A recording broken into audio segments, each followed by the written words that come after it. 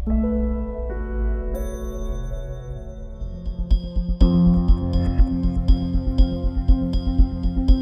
vamos dar início ao nosso quarto vídeo da nossa série de vídeos sobre coach para iniciantes. Hoje vamos tratar sobre finalizando uma sessão de coach. Tudo bem, pessoal? Tudo bem. E aí, Vera, o que você conta pra gente? Já que estamos tratando de finalização de processo de coach, que tal falarmos de feedback, né? Eu diria que o feedback é a ferramenta mais importante no processo de coach, porque é através do feedback que nós vamos medir o nível de satisfação do processo, né? O coach, eles devem estabelecer uma relação de confiança, e quando estabelece essa relação de confiança, há uma empatia entre ambas as partes, e o coach ele se sente mais à vontade para falar ao seu coach do nível de satisfação que ele está sentindo. O coach ele tem por obrigação perguntar ao coach que aprendizado ele está levando de cada sessão, o que mudou na sua vida com essas sessões, né? E é muito interessante quando no processo de coach você faz uma pergunta, porque o coach ele chega ali com uma meta, e quando você faz uma pergunta para ele de que aprendizado ele levou naquele processo, de que o que mudou na sua vida durante essas sessões, e aí de repente você se depara com uma resposta de que é muito além daquela meta de que ele estava precisando, né? Já aconteceu casos de uma sessão que uma pessoa tinha uma determinada meta, e quando lhe foi perguntado o que aprendizado ele tinha tirado daquela sessão, o que teria mudado na sua vida, e aí ele falou: a minha vida não mudou só no sentido do que eu estava precisando daquela meta, mas mudou como um todo, mudou a minha vida profissional, mudou a minha vida sentimental, mudou com a minha família. E aí o coach, ele tem que ter aquela empatia juntamente ao seu coach, porque muitas das vezes o coach ele se emociona.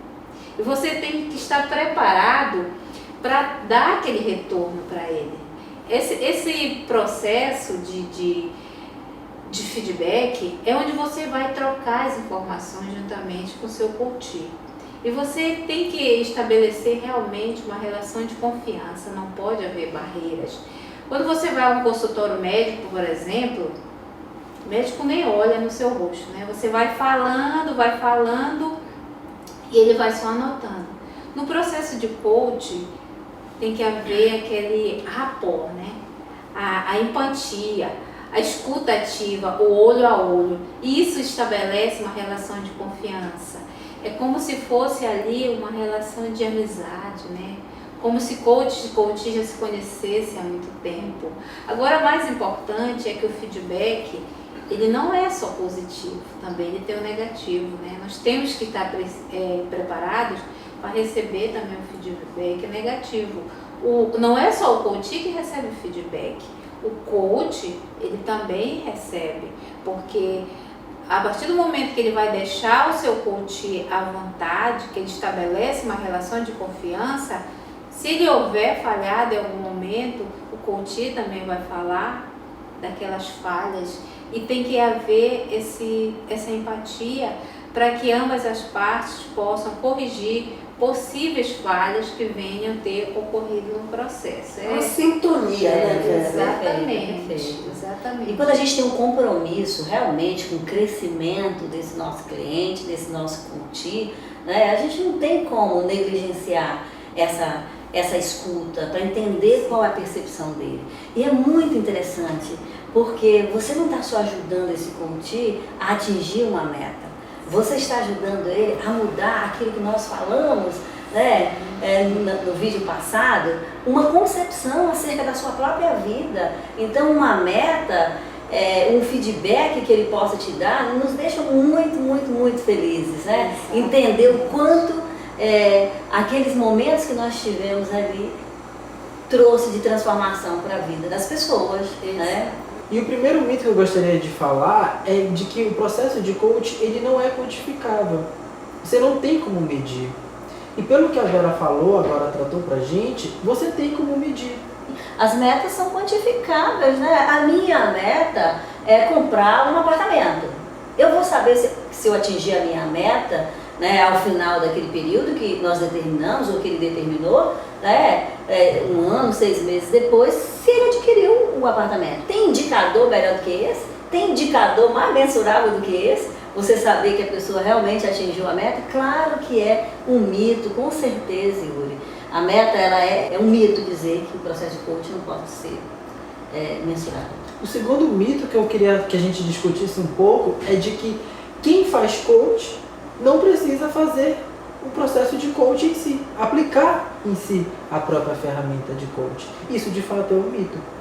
Porque eu acredito que para você falar com propriedade de que você é um bom coach, de que você já conseguiu atender várias horas, é que você já passou também pela experiência, não é, Paulo? Sim, com certeza. Eu acho que para todo coach, ele precisa antes ter sido um coach. Sim. Para ele poder entender o processo de como o coach acontece.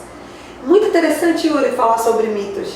Né? Eu acho que existe uma série de quantidade de coisas que se tratam a respeito do coach que de fato não é bem verdade, que são mitos, né? Que acabam de alguma forma levando as pessoas a terem uma imagem errada do coach. Um mito recentemente que eu li a respeito do coach é que o processo de coach ele não precisa, na verdade, de estudo, porque o coach é feeling, coach é apenas uma intuição. Então, por que existe 40 anos de estudo de coach?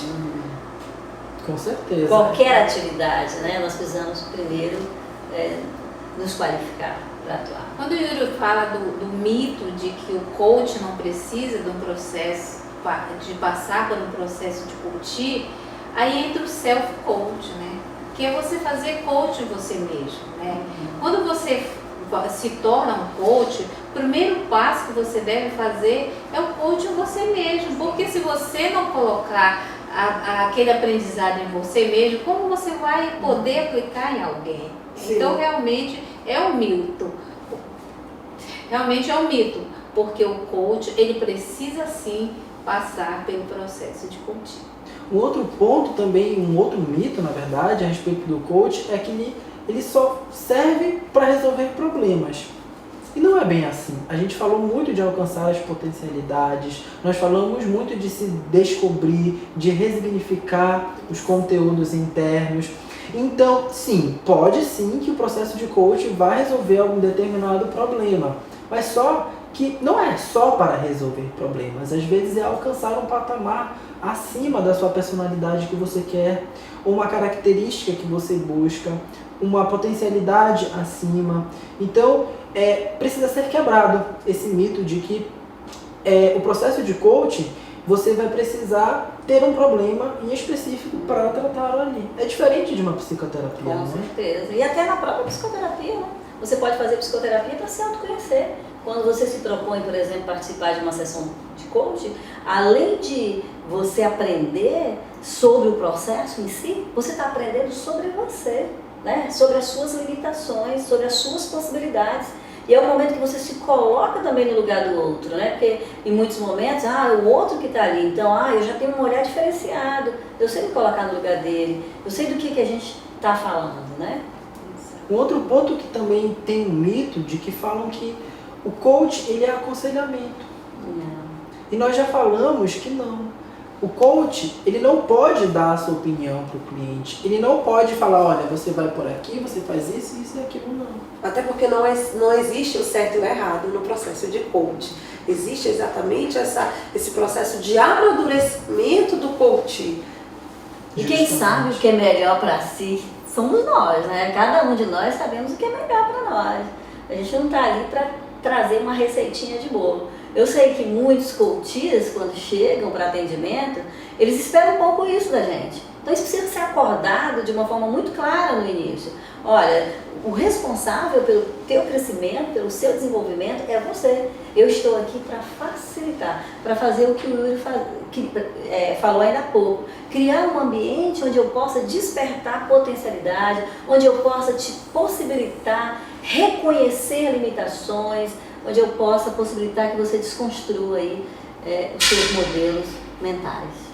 E um outro mito que é muito interessante, que as pessoas falam que coach faz milagre.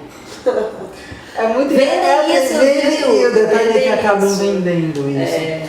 Bom, o coach talvez possa fazer um milagre na vida da pessoa, mas você vender isso de uma forma muito clara, escancarada, eu acho que acaba ferindo a imagem de todo um coletivo de profissionais que querem.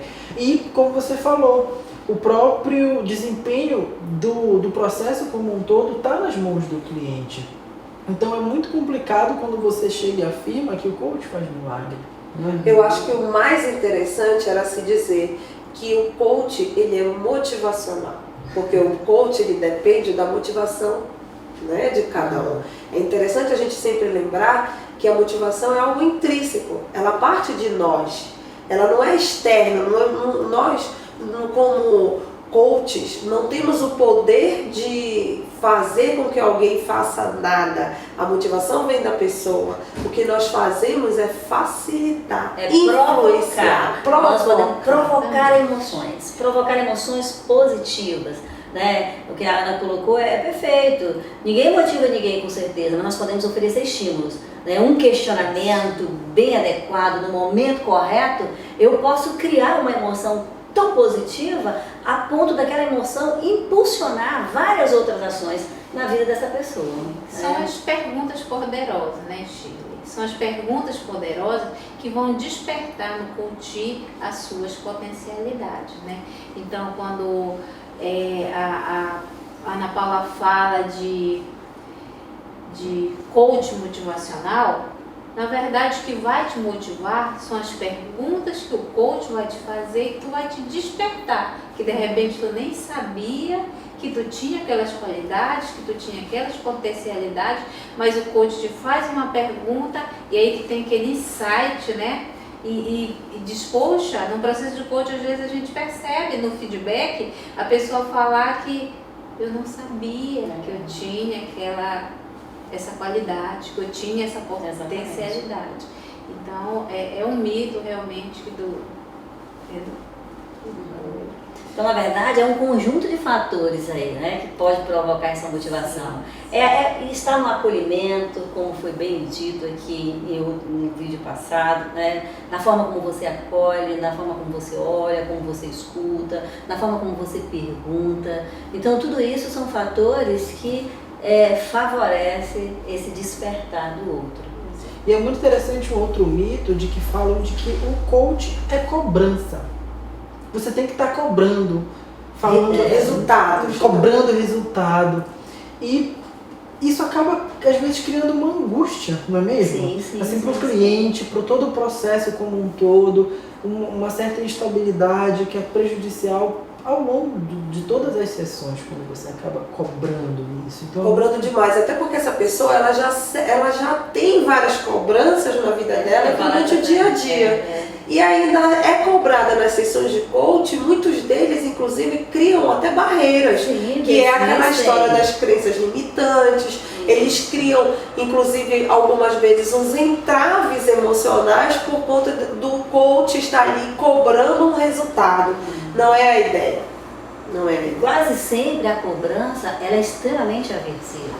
A Ana foi muito assertiva agora quando ela disse: essas cobranças elas fazem parte de todo um processo, né, de construção aí das suas crenças limitantes, porque de repente essa pessoa, ela durante toda a vida dela, ela foi exposta de forma recorrente a situações aversivas.